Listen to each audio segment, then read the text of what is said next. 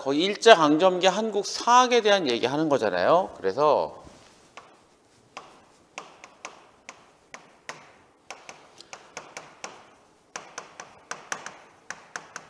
역사학 관련된 건데 그 경향, 사조 이런 걸 이야기하는 거라고. 그래서 일제강점기 때는 우리가 어떤 식으로 우리의 역사를 연구해 왔느냐 그걸 따지는 거고요. 일제강점기에는 크게 세 가지 있대요. 민족주의 사학, 사회경제사학, 실증사학이란 세 학파의 대립과 종합을 통해서 한국 사관의 모색과 정립으로 특징이 지어진답니다. 세 가지예요.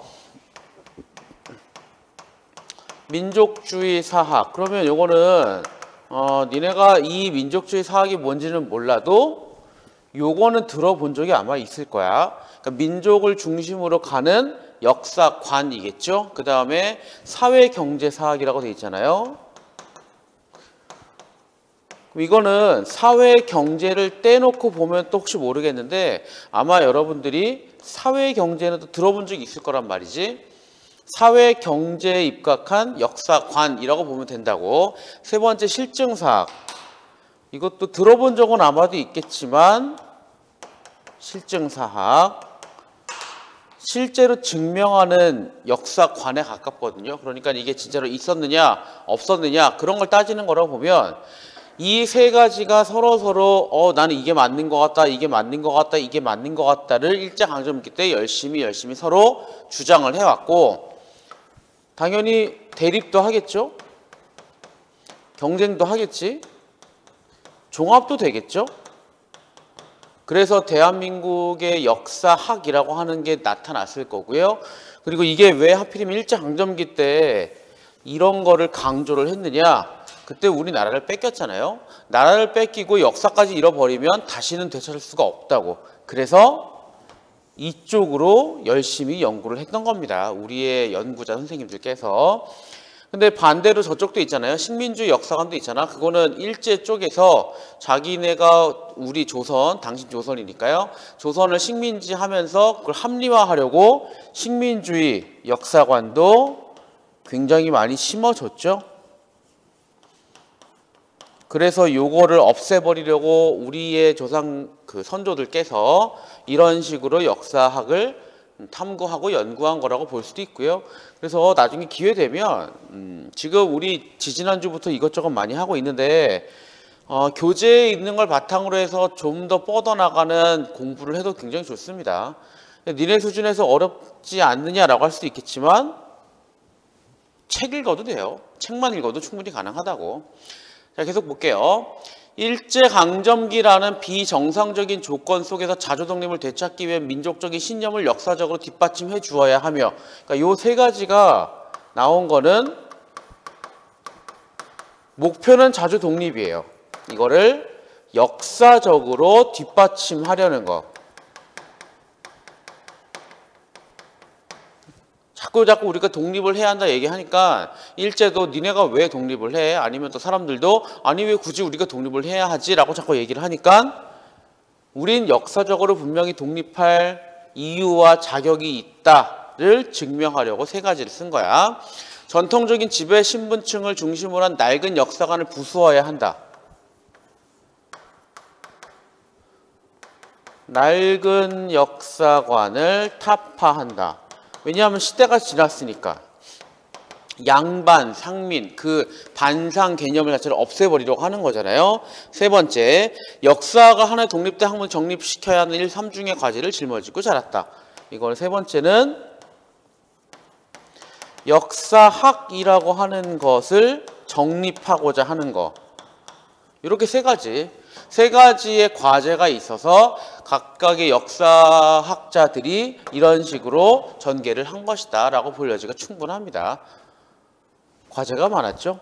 근데 이게 일제강점기가 아니었다면 이게 먼저 있을 수도 있고요. 이게 먼저 나왔을 수도 있지. 유럽 같은 데서는 보통 이게 먼저 나오거든요. 역사학은 다른 거에 대한 근거 학문이 아니라 단독의 의미를 갖추는 그런 학문이다. 요거를 정립하려고 이제 사학이 나오는데 우리는 상황이 이게 중요한 거니까요. 물론 다 중요한 겁니다. 민족주의 사학은 정신사관의 기초를 두고 있다. 그래서 처음에는 민족주의 사학부터 설명을 하는 거야.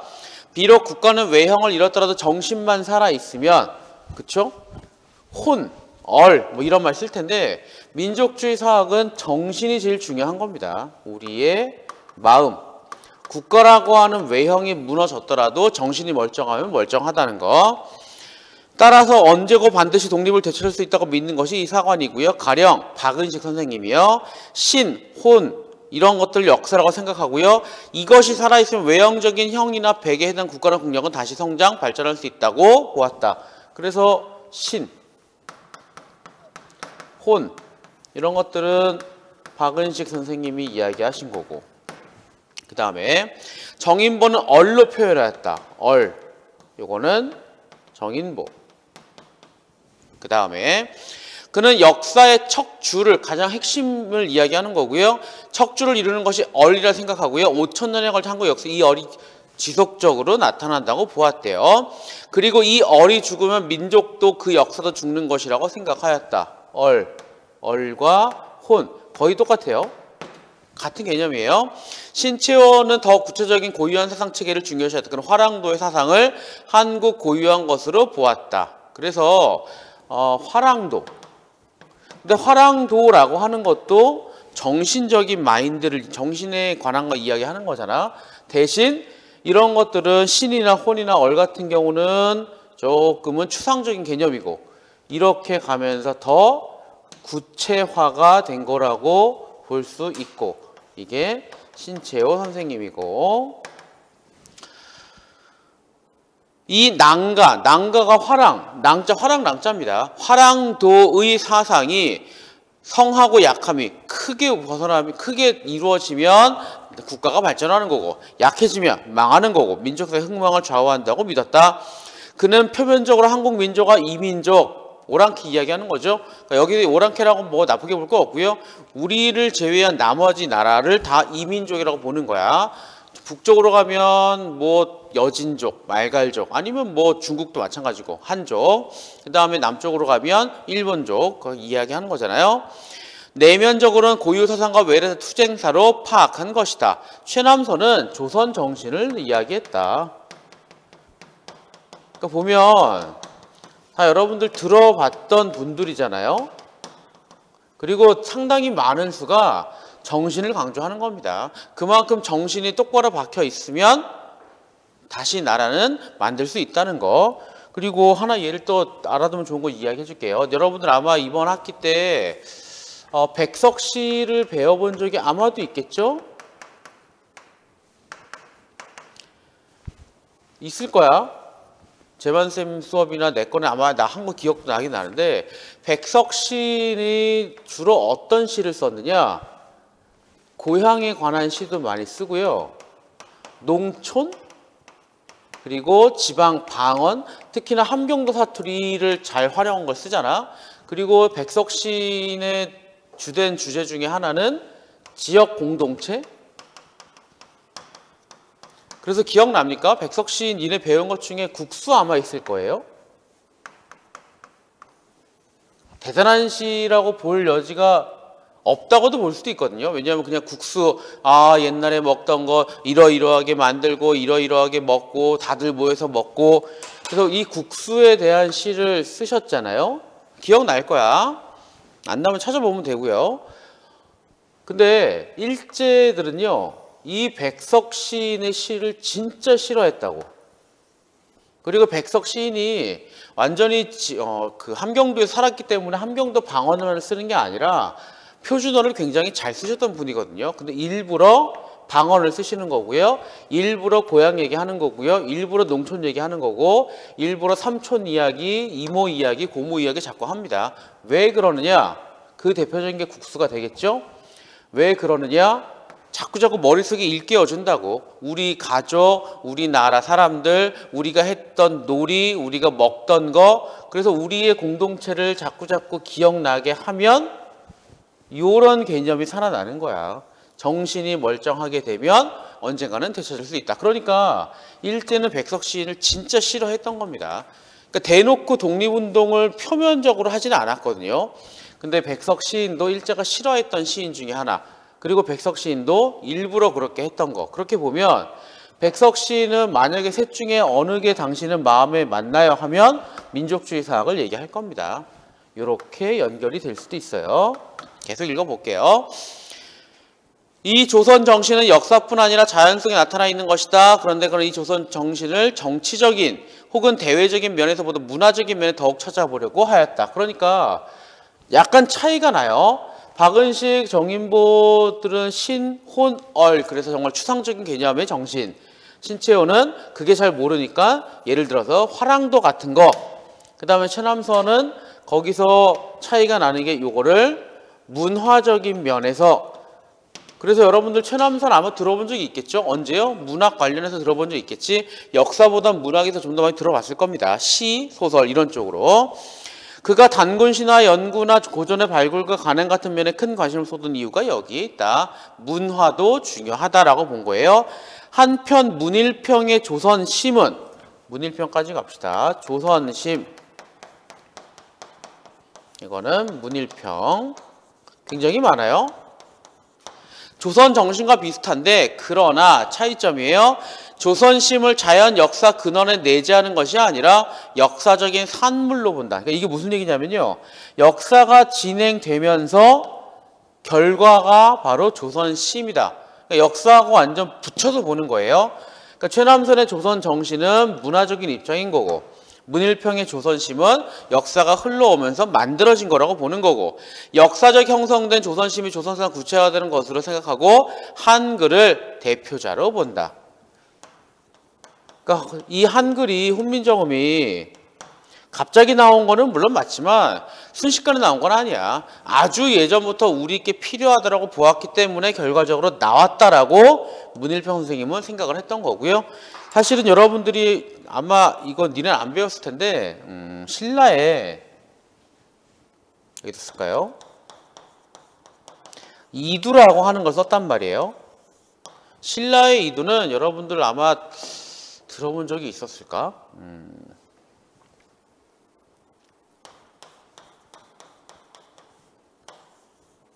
이렇게 쓰면요. 이거 여러분들은 아마 을이라고 읽겠지? 근데 이 을자가 좀 애매한 을자잖아. 이거는 금이고. 그럼 이거를 이두에서는 어떻게 읽느냐? 이렇게 읽는 거고 요거는 사람 성씨고 요거는 목적격 조사로 쓰는 거지. 이런 식으로.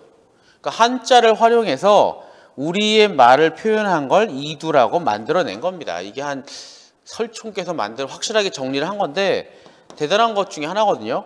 근데 이게 발전된 게 한글이라고 보아도 큰 문제는 없어요. 사실은. 이런 거 역사적 산물이라고 보는 것이다. 자, 여기까지가 민족주의 사학이에요. 민족주의 사학은 한국사의 발전을 정신적인 것 찾고요. 근본이 되는 민족이 소유하고 있다. 민족이 핵심이에요. 민족이 소유하고 있다. 그리고 그 민족을 개인과 같은 단일체로 생각을 해서요. 그러니까 이때 당시는 한 1000만, 1500, 2000만 될 텐데 2000만이 하나입니다. 하나. 한 가지 근본에 따라 움직이는 것으로 여겼다. 근본이 존재하면 민족도 건재, 근본이 흔들리면 민족도 쇠하는 것으로 생각하였다. 그래서 사람들에게 더더욱 이 얘기를 자꾸 하는 거야. 우리는 하나요, 우리는 하나요, 우리는 하나니까 끝까지 생각을 똑바로 차립시다. 그러면 언젠가는 독립이 될 거요. 라고 이야기하는 거. 사회 경제 사학은요, 사회사적 측면에서 양반 중심의 역사관을 비판했죠. 경제사적인 측면, 농업사에 관심을 기울였습니다. 그러니까 이 사회경제는 사회주의하고 비슷하다고 보면 돼요. 그러면 사회주의 하면 기억나는 게 뭐예요? 마르크스죠?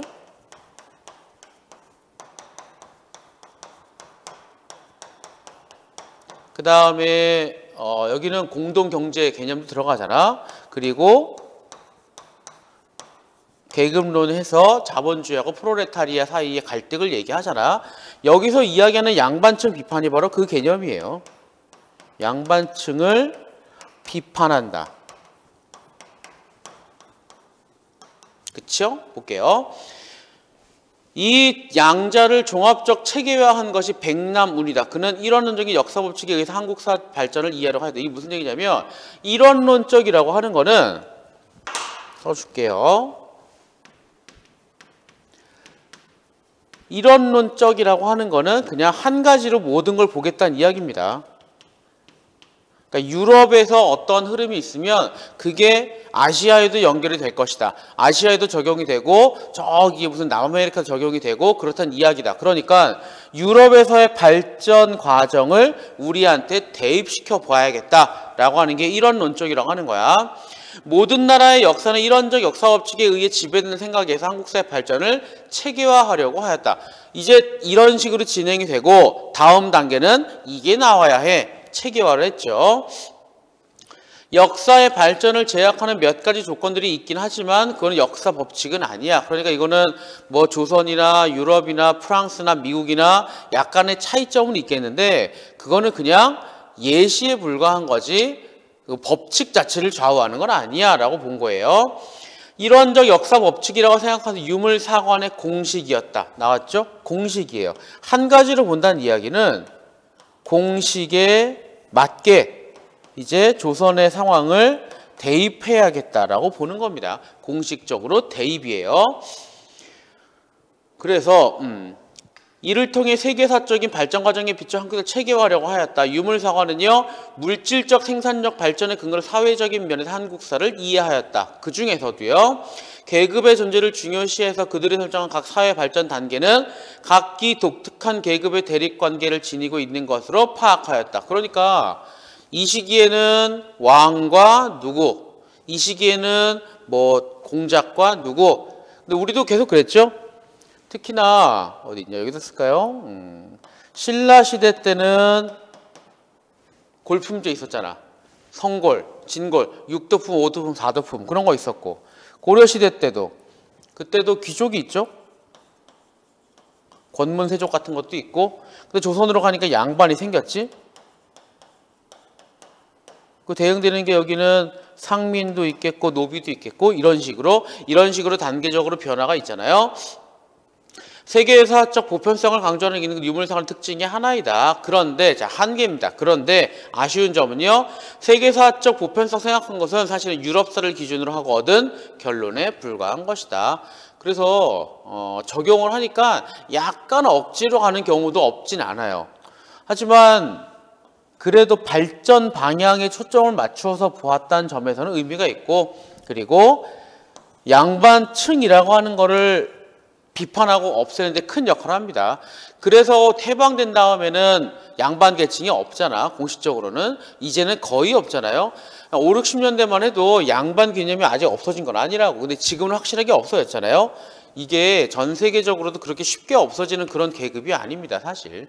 유럽도 귀족층이 없어지는데 몇백 년 걸렸잖아. 미국이야 처음부터 건국할 때부터 그런 개념이 없으니까 처음부터 없었지만 유럽 같은 경우는 귀족 뭐 공작, 백작 뭐 이런 거 있잖아. 성주, 영주 이런 거 있잖아요. 이게 그렇게 금방 사라진 게 아니라고. 우리는 비교적 빨리 사라진 거야. 실증사학은요. 구체적인 사실의 구명을 통해 인간에 대한 이해를 도달하려고 하였다. 그래서 실증사학의 핵심은 입증이에요. 무엇으로? 사료를 통해서. 사료라고 하는 건 뭐예요? 증거입니다. 근거고 증거예요. 개별적인 사실의 추구에 지나치게 몰두하였으며 기성인을 일방적으로 적용하면서 거부하였다. 이게 무슨 얘기냐면요. 내가 언뜻 주장을 하잖아. 근데 돌도끼가 나오지 않잖아. 그러면 믿음이 없는 거야. 믿지 못하는 겁니다. 신뢰가 가지 않는 주장일 뿐이에요. 근데 내가 어떻게 하다가 돌도끼를 발견을 했어. 그거를 깎아 만든 돌도끼를 발견을 했어. 그러면 그걸 가지고 이제 내가 주장을 펼치는 거죠. 그게 진단학회예요. 그리고 진단학회의 약간 지나친 점은 기성의 이론은 무조건 다 배제. 아 그거 틀린 거야. 아 그거 멍털이야. 이렇게 했던 거. 때로는 법칙적인 체계화 자체로부터 해방된 느낌을 주는 것은 이 때문이다. 기존의 것을 다 무조건 아니야. 무조건 아니야. 그건 틀린 거야. 틀린 거야. 틀린 거라고 하니까 속 시원한데 라고는 느낌이 왔었대요. 그들은 어떤 이론적 선입견을 가지고 역사를 연구하는 과학적 방법이 아니라고 믿었던 것이다. 오로지 중요한 건 뭐예요? 증거. 근거를 가지고 주장을 펼쳐라. 그게 아니면 새로 나오는 거든 예전에 있는 거든 다 무시할 거야. 뭐 이런 얘기예요. 이러한 실증사학 등장으로 민족주의 사학이나 사회 경제 소홀하기 쉬웠던 역사의 구체적인 연구에 대한 방법의 문제가 새로 크게 제기되었던 것이다. 무슨 얘기냐면 잘 보면요. 이 둘은 야, 하나 어디 갔어? 한 명 나갔는데? 누구지? 이 둘은 약간은 뜬구름 잡는 이야기로 볼 수가 있어요. 실체가 없어. 그냥 내 주장, 다른 사람의 주장을 가지고 설명할 뿐인데 얘는 증거잖아요. 근거를 갖고 와. 그래서 얘가 부족한 건 얘가 가지고 있고요. 얘가 부족한 건 얘가 가지고 있습니다. 그러니까 당연히 어떻게 돼요? 합쳐질 수밖에 없는 것이겠죠. 그렇게 이해하면 돼요. 자, 문제 풀어볼게요. 17번. 윗글을 이해한 내용으로 적절하지 않은 거는요. 신채호는 화랑도를 외래사상, 외국에서 쳐들어오는 괜찮고요. 백남훈은 세계사의 보편적 역사 법칙을 바탕으로 백남훈이 이쪽이었잖아요. 3번. 박은식의 호는 한국의 역사와 자연에 내재된 정신한 점에서 정인보의 얼과 통한다. 박은식의 호는 정인보의 얼과 통한다. 맞죠? 맞긴 맞는데 이 둘은 비슷한 건 맞지만 선택지 3번에 뭐라고 되어 있냐면요. 자연에 내재된 정신은 쓰진 않았는데 최남선 이야기예요. 그러니까 자연에 내재된 이야기는 최남선 이야기이기 때문에 답이 3번이야. 그러니까 앞뒤로는 맞아요. 박은식의 호는 정인보의 얼과 통한다. 이거는 맞지만 자연에 내재됐다고 하는 거는 최남선의 생각이니까 틀린 거야. 틀린 거예요. 4번 실증사학은 기성의 이론에 비판적이었다. 괜찮죠? 5번 문일평의 조선심은 문화형성 연결이 되긴 된다고 아까 이야기했죠. 답은 3번. 계속 가요. 18번. 윗글을 읽은 독자들의 반응으로 적절하지 않은 거는요. 이거 약간 헷갈립니다. 민족주의 사학은 민족 구성원 내부의 다양한 경향과 특징을 간과하고 있다. 가능하죠. 자, 왜 가능하냐면 반응이야. 민족주의 사학의 핵심은 뭐예요? 민족을 정신으로 보는 거고요. 민족주의 사학의 특징은 뭐였죠? 집단을 하나의 개체로 본 거지. 2천만이면 2천만, 우리는 하나야. 아까 잠깐 얘기했잖아. 근데 2천만의 생각은 사실 2천만 개라고. 어떻게 정신 하나로 엮을 수 있느냐? 그러니까 안에 다양한 생각이 있는 건 어떻게 설명할 거죠? 라고 반응을 보이는 거 굉장히 좋습니다. 1번 맞고요. 신채호의 민족관념을 지나치게 고유성을 강조함으로써 고립시키겠다. 그럴 수도 있죠. 그러니까 지금 18번에 1번, 2번은요. 가능한 거야. 그렇게 읽고 나서 가능하겠네 라고 생각할 수 있어요. 잠깐 3번하고 5번 먼저 봐. 4번 나중에 볼게요. 3번. 진단학회를 중심으로 활동한 실증사학자들은 정확한 사료를 확보하기 위해서 비판을 철저히 하려고 노력했겠다. 이거는 본문을 기반으로 판단할 때 거의 그대로 나와 있죠. 5번 봐요. 사회경제사학 연구 체계는 구체적인 것을 연구하는 귀납 추론이 아니라 특정 이론의 근거, 여기서는 유물사관이었잖아. 유물사관의 근거, 끌어내는 연역추론 바탕으로 한다. 괜찮죠? 그러니까 무슨 얘기냐면요. 지우고 설명해 줄게요. 18번에 1번하고 2번은 그렇게 볼 수 있겠네 라고 하는 거고요. 3번하고 5번은 내용 일치에 가까운 거라고 할 수 있다고. 약간 그런 차이가 있습니다. 그러니까 1번, 2번은 본문을 바탕으로 여러분들이 추론을 해야 돼요. 근데 3번하고 5번은 여러분들이 찾기만 해도 답은 나온다고. 그럼 답은 4번이잖아요. 왜 틀렸느냐? 사회경제사학은 하나의 역사법칙에 입각해 민족주의 사학은 다양한 역사법칙에 입각해. 아니죠. 이거는 내용에서 틀린 거라고. 얘도 하나, 유물론, 얘도 하나, 민족이라고 하는 거. 둘 다 하나라고 하는 건 똑같은데 선택지 4번에서는 민족주의 사학은 다양한 거라고 이렇게 했으니까 틀린 거예요. 19번 볼게요. 19번의 기역은 사회경제사학이잖아요. 이게 기역이에요. 자, 기역의 입장을 강화해야 돼요. 그러면 유물론 얘기해야 되고 계급론 이야기해야 되고 아니면 물질 같은 걸 얘기해야 되고 생산 아니면 농업사 이런 거 다 얘기하면 돼. 1번. 민중들의 시시콜콜한 문화도 역사를 이끌어온 힘이었다고 보고 사료적인 가치를 인정하면서 보통성 일상을 통해 역사를 바라보아야 한다. 이거는 아래로부터의 역사를 얘기하는 거거든. 이거는 여기 나온 거랑 관계가 없고요. 이렇게 써줄게요. 19번의 1번은 최근에 널리 알려지고 있는 민중사에 관한 얘기예요. 민중의 얘기를 핵심으로 두는 거. 그러니까 왕이나 아니면 장군, 양반들, 정치 이런 거 얘기하는 게 아니라 민중, 그 밑에 있는 뭐 노비층 아니면 상민층 이런 사람들.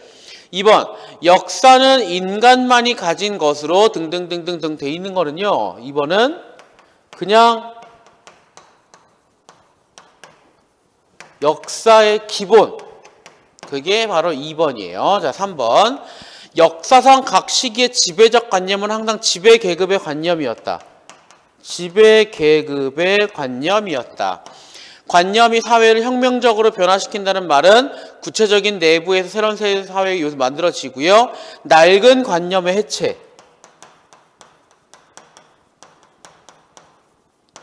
옛날 거는 없애버리고 새로운 게 나타난다. 이게 사회주의 입장입니다. 이게 마르크스랑 그런 사람들이 얘기했던 거잖아. 기존의 시대가 이렇게 있어요. 깨져. 그래서 바로 다음 단계로 올라가. 이것도 깨져. 다음 단계로 올라가. 이것도 깨져. 다음 단계로 올라가. 깨져. 다음 단계로 올라가. 이게 마지막. 이게 사회주의 얘기하는 마지막 단계. 자본주의는 여기죠. 낡은 관념을 해체하고 지배계급이 문제가 있고 3번이 답이에요. 4번이요. 역사는 평면이 아니라 피라미드처럼 아래로 넓어지는 3차원 입체구조 되어 있다. 자, 4번은요. 4번은 입체구조라고 나와 있잖아요. 그래서 아까 책에 나왔던 얘기, 특히나 여기서 이야기했던 걸 바탕으로 하면 이런 게 바로 다원론이에요. 다양한 거, 하나가 아니라 여러 개 있다는 걸 이야기하는 거고요. 5번은 성장하는 문명의 가장 중대한 도전은 뭐 내적 도전이다. 맨 밑에 뭐라고 나와요? 정신적인 대로 차원이 높아진다. 그래서 5번은 민족주의 사학을 뒷받침하는 근거라고 볼 여지가 조금은 있습니다. 가장 중요한 건 정신이요 라고 얘기를 하는 거니까. 됐죠? 답은 3번이에요. 자, 여기까지가 우리의 역사, 사학에 관련된 이야기였고요. 자, 넘어갑시다.